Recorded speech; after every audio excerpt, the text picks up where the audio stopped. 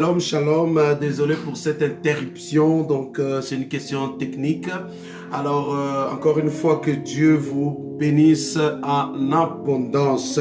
Donc, je disais tout à l'heure que pour le deuxième point, vu l'importance, en d'autres termes, l'importance de la prière va aussi en même temps de soi en ce qui concerne le bénéfice de la prière. Comme Jésus lui-même dit à ses disciples, veillez et priez pour ne pas tomber dans la tentation, c'est-à-dire veillez et priez et vous bénéficierez de l'importance de cette vie de prière. Donc, la vie de prière ou la prière permet à ce que nous puissions bénéficier de certaines choses et aussi c'est vraiment très importante. Amen. Donc, je disais tout à l'heure que la vie de prière nous introduisait dans la présence de Dieu. La vie de prière nous exposait au reflet de la présence de Dieu. Et le troisième élément rapidement, donc la vie de prière permet à ce que le chrétien développe une intimité avec Dieu. Ça nous aide, c'est une vie d'exercice, c'est une vie qui nous aide à développer une intimité avec Dieu. C'est la vie de prière. Donc un chrétien qui prie, c'est un chrétien qui est comme un athlète qui développe ce muscle pour avancer, pour se mettre en forme, pour évoluer, pour progresser et même pour remporter des couronnes ou même des trophées.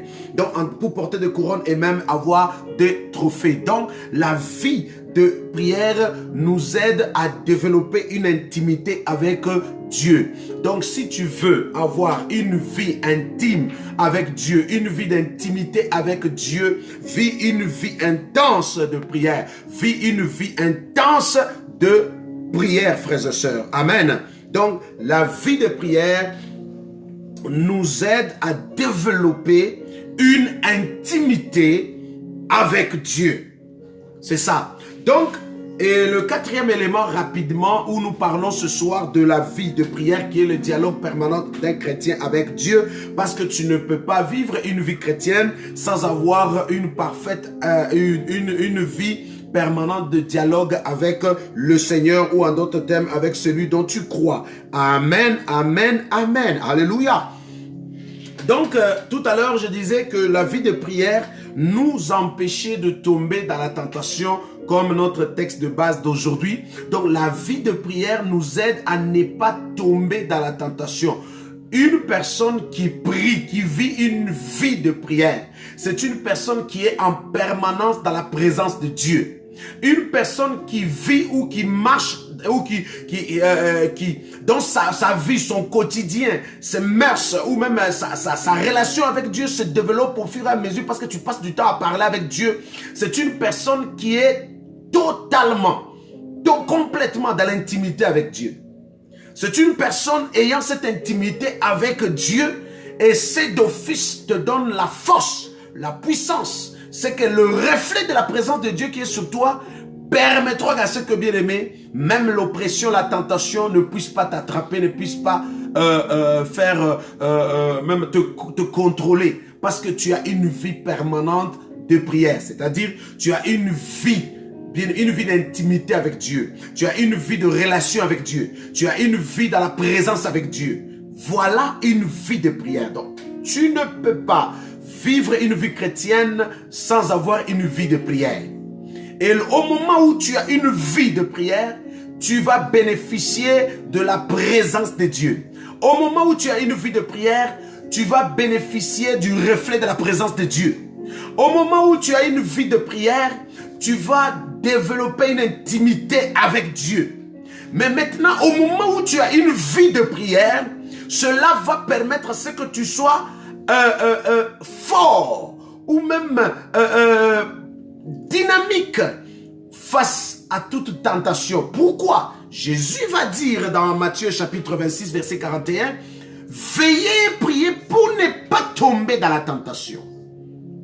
Donc la vie de prière empêche que nous puissions tomber dans la tentation.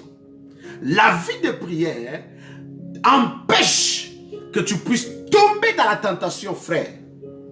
Voilà pourquoi tu vois, il dit, donc veillez et priez, c'est-à-dire priez, maintenez la vie de prière, maintenez cette pression, maintenez cette relation, maintenez cette intimité avec Dieu, ce qui va permettre à ceux que bien aimés, même quand la tentation arrive, Dieu s'en charge, Dieu s'en occupe, Dieu vous défend, Dieu vous aide. Vous savez, lorsque nous laissons, nous n'avons pas une vie de prière, nous serons assujettis aux faiblesses de la chair. Voilà pourquoi Jésus dit, veillez, priez pour ne pas tomber dans la tentation. Et il ajoute, l'esprit est disposé, mais la chair est faible. Donc la chair tire sa force par un esprit disposé, mais l'esprit qui est, pour qu'elle soit disposée, c'est un esprit exposé dans la présence de Dieu. Donc tu prends ton être, tu l'exposes dans la présence de Dieu, ton esprit se régénère, ton esprit devient puissant, l'esprit vient dire à la chair, désormais, tu vas m'obéir, tu vas marcher avec moi comme ça. C'est ça qui permet à ce que les faiblesses de la chair, alléluia, la chair devient forte. Je vous donne un exemple. Celui qui a une vie intense de prière, une vie de prière, dès lors la tentation arrive, je dis bien la tentation peut être, ce n'est pas seulement, souvent les gens pensent que la tentation c'est seulement tomber dans le péché. La tentation c'est seulement tomber dans l'impudicité. La tentation, non, la tentation peut venir certes pour te pousser au péché. La tentation peut venir, une tentation à t'exposer à une maladie. La tentation peut venir, bien aimé, à te voler l'argent. La tentation peut venir à t'enlever la paix même de Christ. La tentation peut, toute forme des choses qui peuvent venir t'amener la douleur, le blocage quelconque. Le diable peut utiliser des tentations, il peut utiliser des moyens appelés tentations, comme la Bible le dit, pour t'attraper, pour t'atteindre. Voilà pourquoi la Bible dit, Jésus dans les cas ici, il n'était pas quelqu'un qui tombait dans l'impudicité ou qui tombait dans le péché, mais Jésus était une personne vers qui on venait arrêter, on venait faire le mal. Alors Jésus dit à ses disciples, veillez et priez pour ne pas tomber dans la tentation. Mais comme les disciples n'ont pas eu une vie de prière, parce que même les disciples des gens lui reprochaient. C'est comme si des gens qui aiment trop manger, des gens dont ça, ils ne prient pas. Alors Jésus, lorsque la tentation était arrivée, la tentation était quoi? Lorsqu'on est venu arrêter Jésus, les disciples ont fui. Même celui qui aimait Jésus ont fui. Pierre a résisté. Lorsqu'on lui a posé la question, n'es-tu pas celui qui était avec lui? Pierre a renié Jésus. Donc vous voyez à quel point la tentation, ça arrive, on te pose la question, on dit la vérité, allez, tu mens. Donc les disciples, où est-ce qu'ils étaient lorsqu'on a arrêté Jésus? Lorsqu'on le fouettait, tout le monde a disparu. Donc lorsque vous avez une vie de prière, donc quand la tentation arrive, Dieu vous donne la force de la surmonter. Dieu vous donne la puissance d'être au-dessus de la tentation. Voilà pourquoi la Bible parle que veillez prier, ayez une vie de prière. Donc un chrétien qui prie, oui, la tentation peut arriver dans sa vie, mais oui, la puissance de Dieu dans laquelle que tu t'exposes constamment, ce reflet de la présence va te permettre à ce que tu ne puisses pas te plier, tu ne puisses pas tomber, tu ne puisses pas être au contrôlé, donc tu vas être au-dessus. La vie de prière. Collègues ministres, serviteurs de Dieu, frères et sœurs chrétiens, ce n'est pas parce que tu connais Dieu, ce n'est pas parce que tu prêches, ce n'est pas parce que tu connais tous les versets, alors tu te dis j'ai déjà atteint le niveau de la prière, j'ai déjà atteint un autre niveau et que tu ne pries pas. Et sache-le, dès lors tu ne mènes pas une vie de prière, lorsque la tentation va arriver, la chair va te prouver à quel point elle est faible. La chair va te montrer à tel point qu'elle est faible et tu diras que la chair m'a trahi. La chair va toujours te trahir. La seule manière de mettre la chair sous discipline, c'est d'être en permanence ou d'avoir une vie intense de prière. Parce que cette vie, comme je l'ai dit tout à l'heure, t'expose dans la présence de Dieu, t'aide à développer une intimité avec Dieu, t'aide à devenir fort, t'aide et t'aide et t'aide. Donc, la vie de prière est importante dans ta vie. Je n'ai pas dit à quelqu'un ici de faire prier les gens.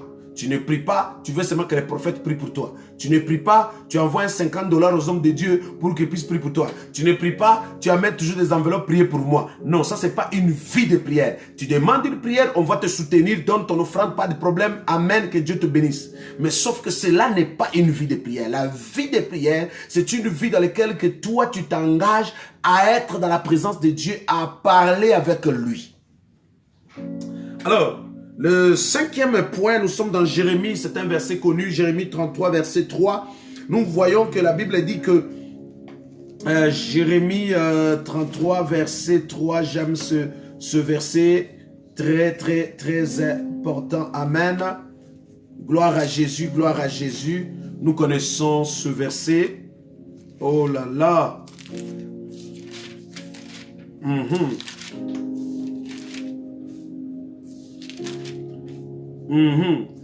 Jérémie 33, verset 3 qui dit: invoque-moi et je te répondrai. Je t'annoncerai des grandes choses, des choses cachées que tu ne connais pas.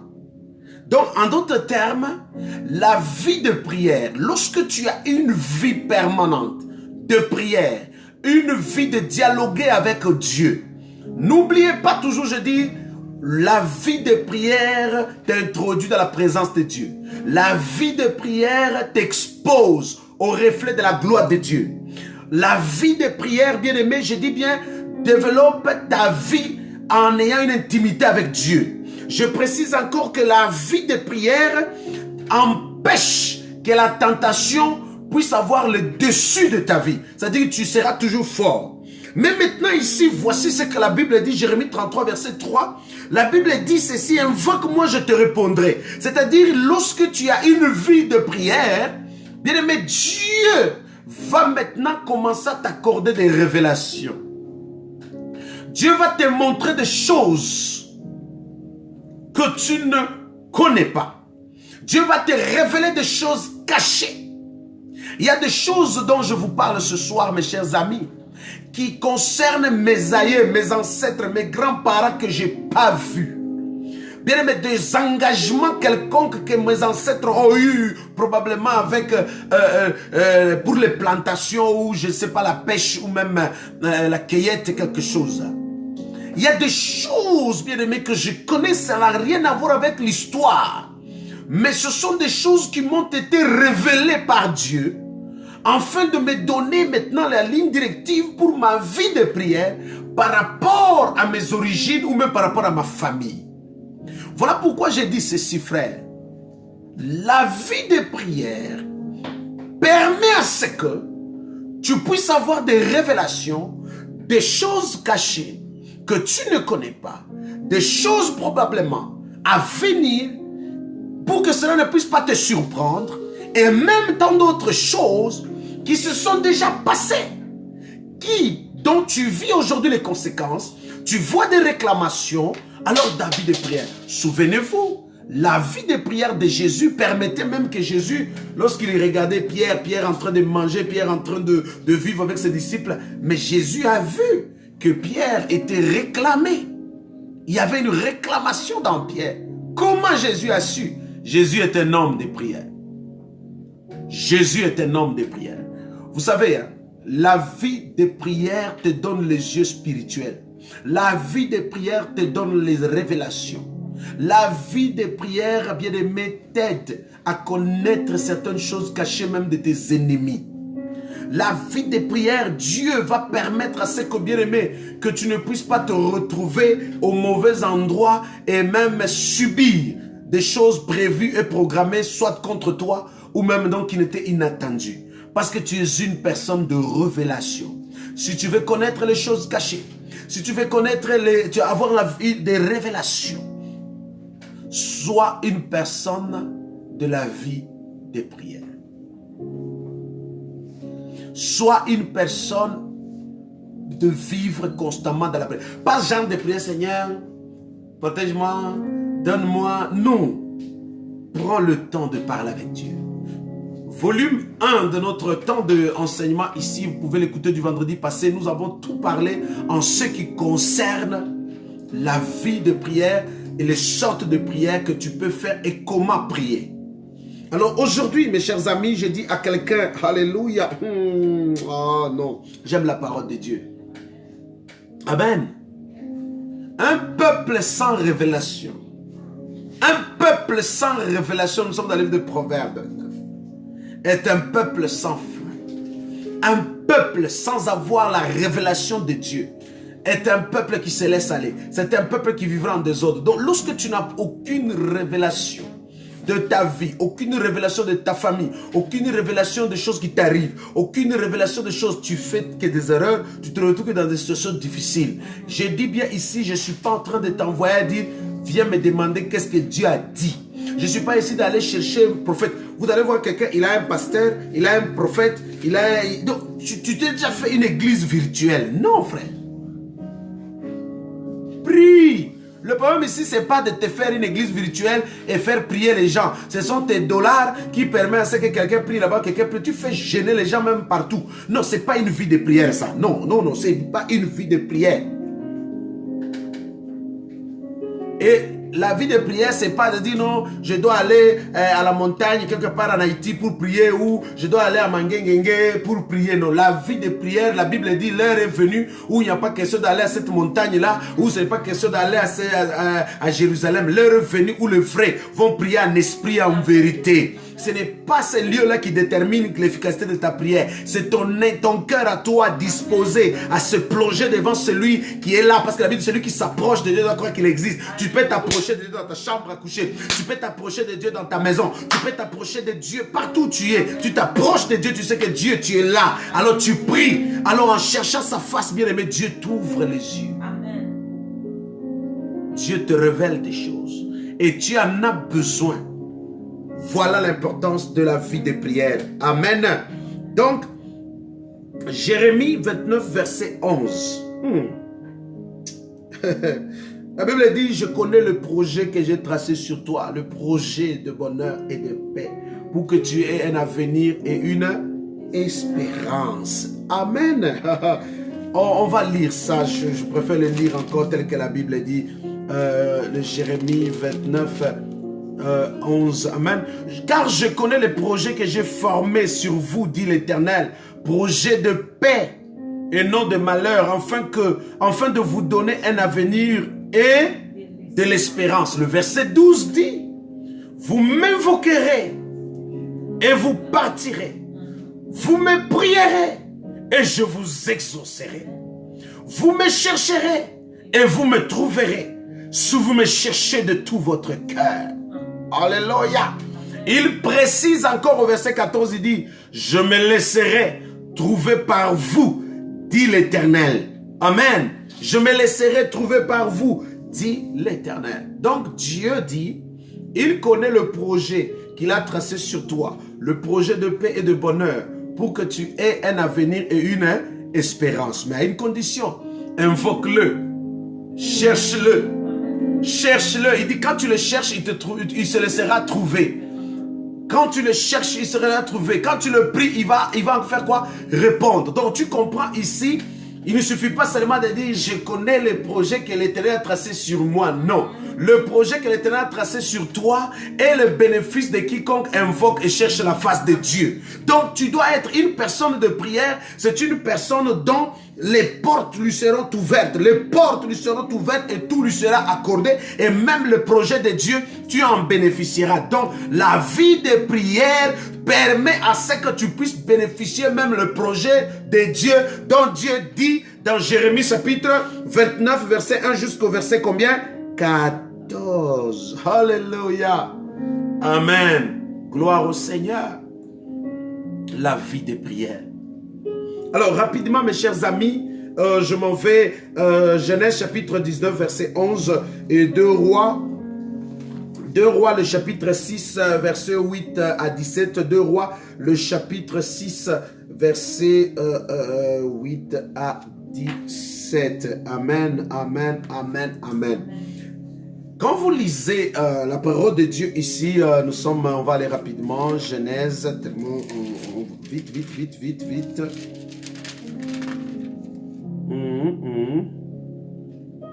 Amen, amen, amen.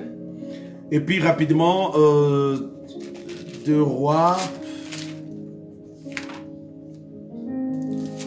2 Rois, le chapitre 8.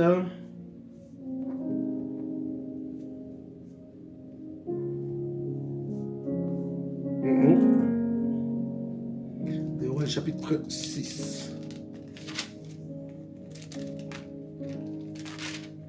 Amen, amen, amen, amen. Amen, amen, amen. Alléluia. Donc, quand vous lisez Genèse chapitre 19, le verset 11, on nous parle comment les gens qui sont venus vers chez Lot, amen. Hein, ces gens-là qui sont venus, et parce que vous savez, c'est l'histoire de Sodome et Gomorrhe, quand le peuple est venu pour pouvoir dire à Lot que dans ta maison, il y a certains visiteurs qui sont arrivés, qui sont bizarres, il faut le faire sortir et tout, et tout, et tout. La Bible parle que Lot, quand il répondait, les anges ils étaient là, mais les anges en question, bien aimés, ils ont juste frappé d'aveuglement le public. Ils ont juste déclaré et les gens ont été frappés, ils ont frappé d'aveuglement. Donc quand vous lisez aussi dans 2 Rois le chapitre 6, verset 8 jusqu'au verset 18, vous allez voir le verset 18, il dit les Syriens descendirent vers Élisée. Élisée, c'est lui qui a été, qui voulait être arrêté par toujours les Syriens. Il voulait être arrêté par les Syriens, mais la Bible dit au verset 18, les Syriens descendirent vers Élisée. Alors, il adressa alors cette prière à l'Éternel. Daigne frapper d'aveuglement cette nation. Et la Bible dit l'Éternel le frappa d'aveuglement selon l'ordre de qui? Selon la parole de qui? Selon la parole d'Élisée. Donc, vous comprenez ici que un homme de prière ou une femme de prière reçoit un certain pouvoir de la part de Dieu. Donc, la vie de prière te donne le pouvoir. La vie de prière t'accorde le pouvoir, frère. Et le pouvoir de pouvoir même déjouer le plan de l'ennemi. Vous voyez à quel point un homme peut frapper d'aveuglement les autres hommes par sa prière. Donc, la vie de prière t'accorde le pouvoir de Dieu, te donne les capacités de Dieu. Amen. La vie de prière, frère, te donne les capacités, te donne le pouvoir de Dieu. Et au travers de ce pouvoir, quand vous lisez Josué, le chapitre 10, à partir du verset 12 à 13, donc la vie de prière t'accorde. Donc Josué, le chapitre 10, verset 12 à 13, vous avez vu que Josué pouvait regarder le soleil et dire stop. Josué pouvait dire au soleil stop. Donc la vie de prière te donne un certain pouvoir.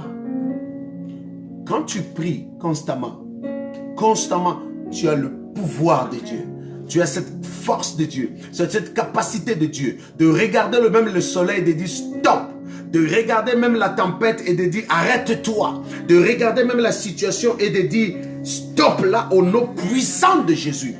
La vie de prière te donne, bien aimé, l'autorité. La vie de prière te donne l'autorité. Alléluia, merci Saint-Esprit. Souvenez-vous que Jésus lui-même, lorsqu'il a regardé la tempête, une tempête qui soufflait au moment où Jésus marchait, il marchait sur les eaux. Bien aimé, la Bible parle de la tempête, quand ça soufflait, Jésus a seulement dit arrête-toi tempête, stop tempête. La vie de prière donne à un chrétien le pouvoir, donne à un chrétien les capacités de Dieu, donne à un chrétien l'autorité de Dieu. La vie de prière. Donc dès lors que tu n'as pas une vie de prière, tu es sans force. Quand tu n'as pas une vie de prière, tu es sans puissance. Quand tu n'as pas une vie de prière, tu es sans autorité. Quand tu n'as pas une vie de prière, tu es sans... Écoutez mes chers amis, je vous donne un exemple. Hein. La Bible dit ceci, que les... Comment on appelle ça là Quand bien même Paul, après avoir fini à prêcher, il y avait deux garçons qui étaient là, deux jeunes hommes. Eux aussi sont partis. Et eux aussi, ils sont allés pour exercer le pouvoir que Paul exerçait. Eux aussi, ils ont seulement dit. Ils ont seulement dit, toi esprit, sors dans cet homme. Ils ont seulement aussi dit la même chose. Ils n'ont pas dit le contraire. Ils ont dit la même chose que Paul faisait. Paul a dit, esprit sort, et l'esprit les obéissait. Les esprits partaient. Les gens étaient guéris. Les deux jeunes hommes ont juste répété la même chose que Paul. Mais pourquoi l'esprit les a pris en pourchasse? L'esprit les a fouettés. Il les a déchirés les vêtements. Ils sont partis en courant sans vêtements. Parce que c'était des hommes qui n'ont pas une vie de prière. Et au travers de ce manquement de la vie de prière, ils étaient sans puissance. Ils étaient sans autorité. Donc l'esprit ne pouvait pas les obéir parce qu'ils n'ont pas de puissance. Ils n'ont pas d'autorité. Donc quand tu es chrétien et que tu mènes une vie de prière, pas une vie de donne-moi toujours. Non, une vie intense de prière réelle. Oh frère, tu vas être un homme de puissance. Tu vas être une femme de puissance. Tu vas ordonner au soleil de se stopper, le soleil de s'arrêter, le soleil va s'arrêter. Tu vas ordonner à cette montagne, ôte-toi de là, la montagne va ôter. Parce que tu es un homme et une femme de prière. Je termine pour ce soir, bien-aimé dans le Seigneur, pour ce qui concerne l'importance de la prière, de la vie de prière, voulais-je dire. La vie de prière, une personne qui mène une vie de prière, c'est une personne qui est introduite dans la plénitude de la présence de Dieu. Une personne qui mène une vie de prière, c'est une personne qui bénéficie du reflet de cette présence de Dieu. Une personne qui mène une vie de prière, c'est une personne qui développe une intimité, une communion parfaite avec Dieu. Une personne qui mène une vie de prière, c'est une personne qui reçoit des révélations authentiques de Dieu et Dieu lui montrera même des choses cachées qu'il ne connaît pas. Voilà pourquoi quand tu vois un prophète, il te révèle même le numéro de ton NIP, même de ta banque. Ce n'est pas la magie, mes chers amis, parce qu'ils ont une vie intense de prière. Cela n'est pas, bien aimé, réservé aux prophètes. Quiconque prie reçoit la révélation. Tu pries, tu seras un homme de révélation. Je dis encore, un homme de prière, c'est un homme qui a la force de surmonter la tentation lorsque la tentation arrive. Un homme et une femme de prière, c'est une personne capable de surmonter toutes sortes de tentations et forces de l'ennemi lorsqu'il s'acharne sur toi. Un homme de prière, c'est un homme qui reçoit la force aux faiblesses de la chair. Un homme de prière, une femme de prière, reçoit la force aux faiblesses de la chair. Donc la chair qui est faible devient forte, tout simplement parce que tu es un homme ou une femme de quoi? De prière. Une personne de prière, c'est une personne qui bénéficie de chaque projet de Dieu. Parce que Dieu pense à toi, parce que tu es un homme et une femme de prière. Les portes s'ouvriront à toi. Et pour terminer, lorsque tu es une femme de prière, tu as l'autorité, tu as le pouvoir, tu as la puissance au nom de Jésus-Christ.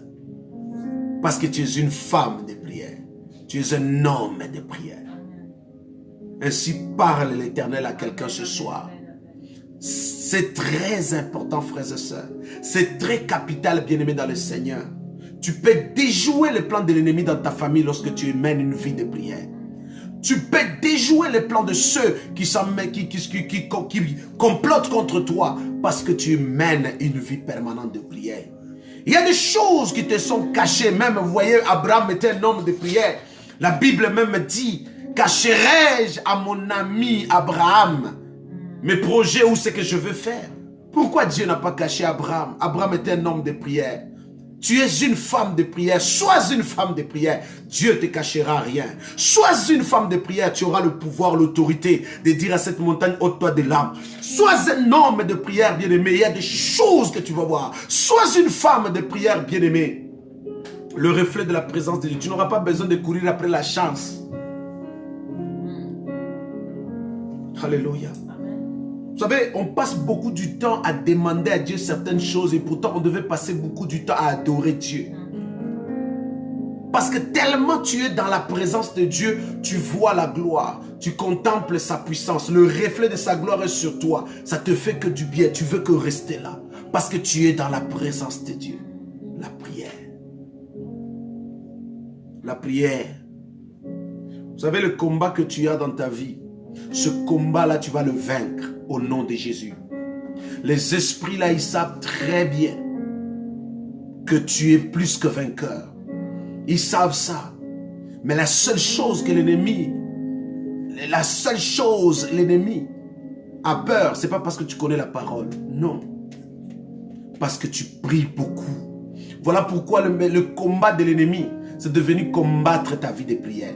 C'est de venir détruire ta vie de prière. C'est de venir déranger ta vie de prière. C'est de venir, bien aimé, déranger complètement ta vie de prière. Au moment où ta vie de prière est dérangée, au moment où ta vie de prière est bousillée, au moment où ta vie de prière est écrasée, l'ennemi te contrôlera. L'ennemi détruira ta vie. L'ennemi, bien aimé, tu vas être privé de beaucoup de choses. Mène une vie de prière. Amen. Alléluia. Gloire au Seigneur. Avant de terminer, mes chers amis, Dieu me met à cœur que nous puissions 12, 29, amen, amen, amen.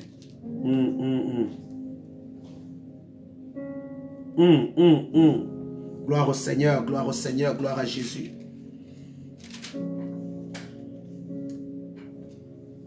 Vous savez, la Bible dit dans Matthieu, le chapitre 2, le chapitre 12, Matthieu chapitre 12, à partir du verset 29. Alléluia. Matthieu chapitre 12 à partir du verset 29. La Bible dit, ou comment quelqu'un peut-il entrer dans la maison d'un homme fort et piller ses biens sans avoir auparavant lié cet homme?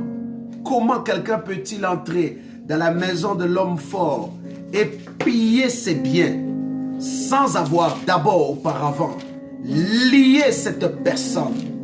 Donc, attendez, je vais vous donner encore gloire au Seigneur. Oh, gloire à Jésus, gloire à Jésus. Comment quelqu'un peut entrer dans la maison de l'homme fort et piller sans d'abord lier cette personne? Donc, vous comprenez que l'ennemi, avant de t'atteindre, l'ennemi, avant de venir piller ta vie, l'ennemi, avant de venir détruire ta vie, il commence par détruire d'abord tes armes. La prière est une arme. La prière est une arme. La prière, bien aimée, est un bouclier. La prière, mes chers amis, alors l'ennemi, avant de piller ta vie, avant de détruire ta vie, il commence par lier d'abord la vie de prière, contrôler ta vie de prière, détruire ta vie de prière. Comment? L'ennemi va s'occuper, va te mettre occupé. Plusieurs personnes ne prient pas assez. Tout simplement parce qu'ils sont beaucoup plus occupés. Les activités, les occupations, tu n'en manqueras toujours pas. Mais la prochaine fois, nous parlerons de la gestion du temps. La gestion du temps est très importante dans la vie de prière. Frères et sœurs bien-aimés dans le Seigneur, tu es ultra et super occupé. Et quand tu te retrouves au lit, tu dors comme un mort. Tes yeux, c'est comme les yeux de Pierre. Voici maintenant, lorsque la tentation est arrivée, il ne pouvait que fuir. Il ne pouvait que régner.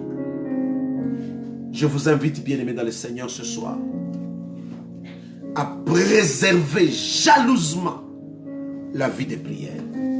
Car l'ennemi, il n'a pas peur. Il n'a pas peur de tout ce que tu as connaissance et tout.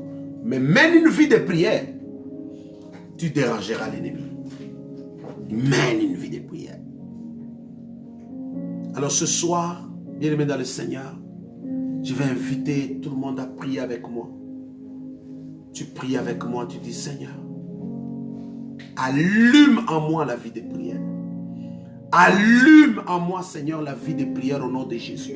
Demande à l'Éternel d'allumer en toi la vie de prière. Demande à Dieu d'allumer en toi la vie de prière.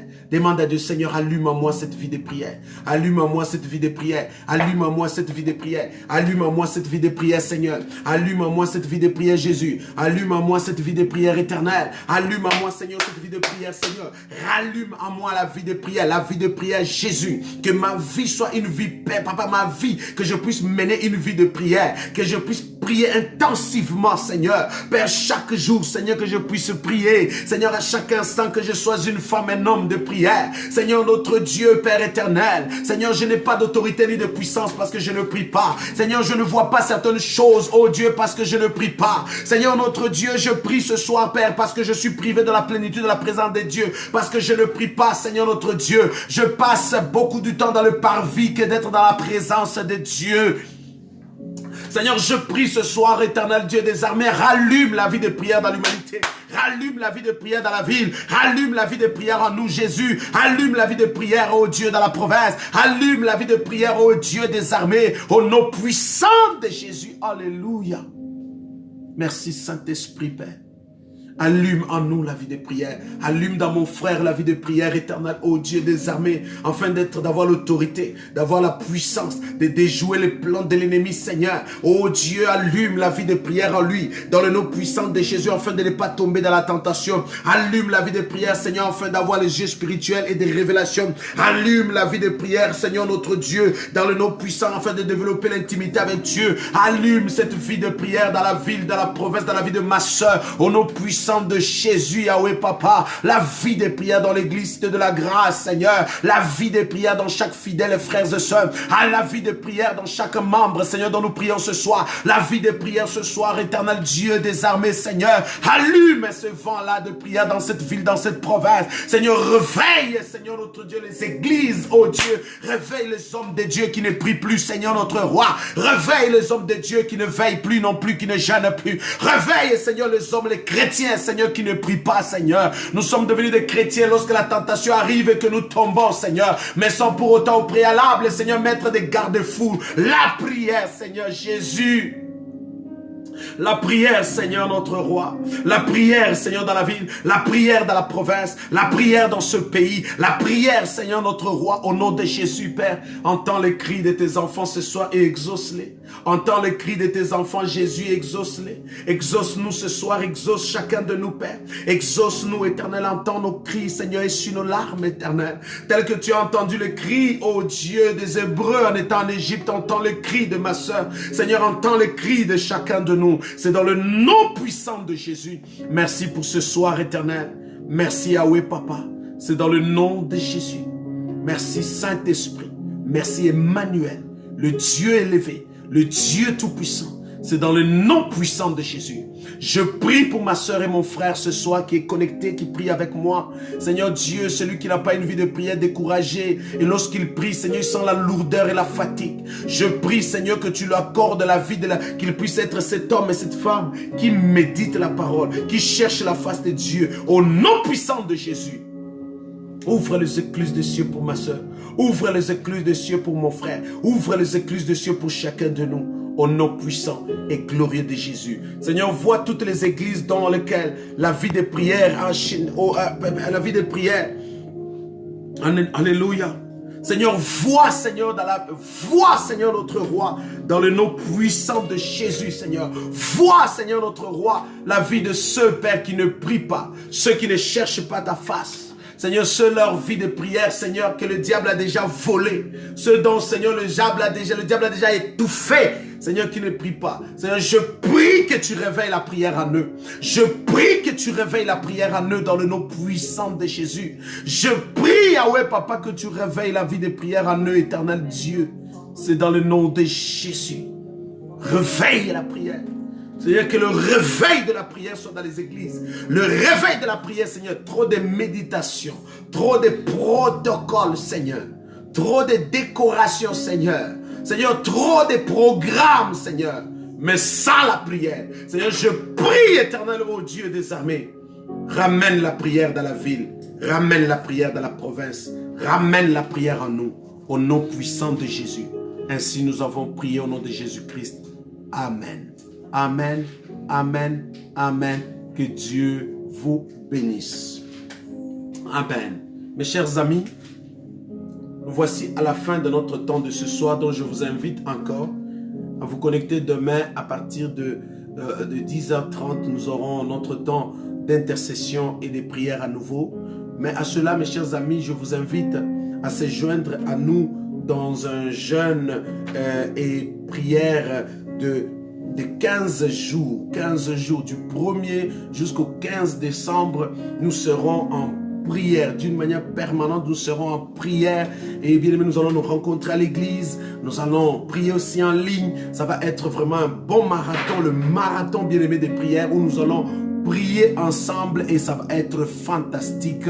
Nous aurons des ministres de Dieu, des servants de Dieu avec qui nous passerons du temps ensemble pour élever Dieu, louer Dieu et prier avec eux parce que Dieu nous a oints, nous a équipés pour pouvoir nous conduire, pour que nous puissions prendre le temps de prier pour l'année qui termine et la nouvelle année qui commence. Donc, préparez notre temps de jeûne et prière du 1er jusqu'au 15 décembre 2020 et soyez connectés aussi et soyez avec nous à l'église Cité de la Grâce au 90-60. Bien, nous allons nous rencontrer là-bas tous les vendredis, les 2 vendredis entre le 1er et le 15 et aussi les dimanches, toujours entre le 1er et le 15, nous allons passer du temps fantastique dans la plénitude et dans la prière. Merci d'être connecté et demain, n'oubliez pas, et dimanche à 10h, soyez les nôtres à l'église au 90-60 boulevard Saint-Laurent à Montréal. Nous allons prier ensemble et nous allons avoir un temps de célébration du Seigneur. Alléluia. Donc, n'oubliez pas, si vous voulez toujours me soutenir, le meilleur soutien, meilleure assistance que je souhaite que vous puissiez prier pour moi, prier pour vous, prier pour la ville, afin que l'Éternel nous équipe et nous oint au nom puissant de Jésus. Alors n'oubliez pas, si vous voulez soutenir l'église Cité de la Grâce, email transfert la Cité de la Grâce à commercial@gmail.com, la Cité de la Grâce à commercial@gmail.com et le mot de passe DIM 9060, DIM 9060. Je disais DIM 9060 une fois. Donc que Dieu vous bénisse en abondance. Ici votre humble serviteur, le révérend Ali Kitoko. Si vous avez des suggestions, donc c'est toujours les bienvenus et nous apprenons tous chaque jour. À très bientôt. Merci. Que Dieu vous bénisse. Votre humble serviteur, révérend Ali.